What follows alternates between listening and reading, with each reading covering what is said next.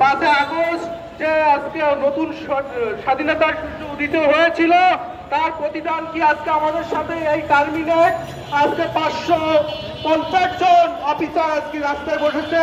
আল-রাফা ইসলামী ব্যাংকের মতো একটা সুনামধন্য ব্যাংক তাদেরকে আজকে রাস্তায় নামিয়ে নিয়ে এসেছে। আজকে এই মিডিয়া ভাইদের মাধ্যমে আমরা জানিয়ে দিতে চাই এই ব্যাংক কোন একক আধিপত্যের ব্যাংক নয়। এই ব্যাংক 20 জন ডিরেক্টরের ব্যাংক। 1995 সাল থেকে অত্যন্ত সুনামের সাথে ব্যাংকের কার্যক্রম পরিচালিত হয়ে আসছিল।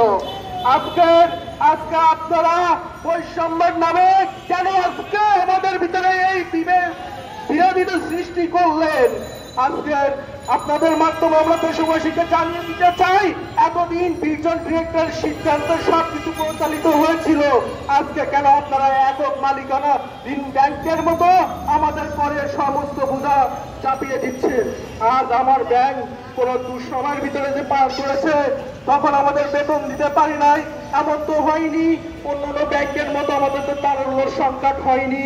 আজকে কেন আপনারা আমাদের সাথে এরকম অন্যায় অপরাধ করেছেন?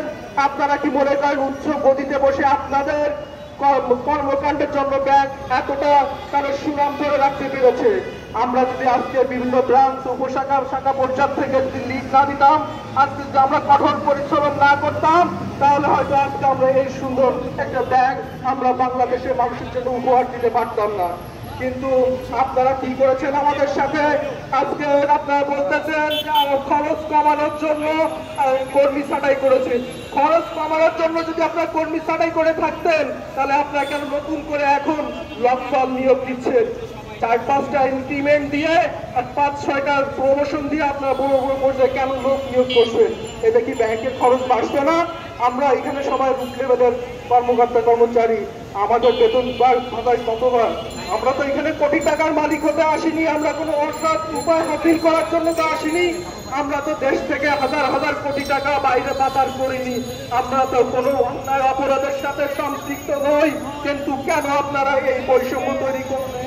কেন আজকে আমাদের চাকরি থেকে বঞ্চিত করলেন?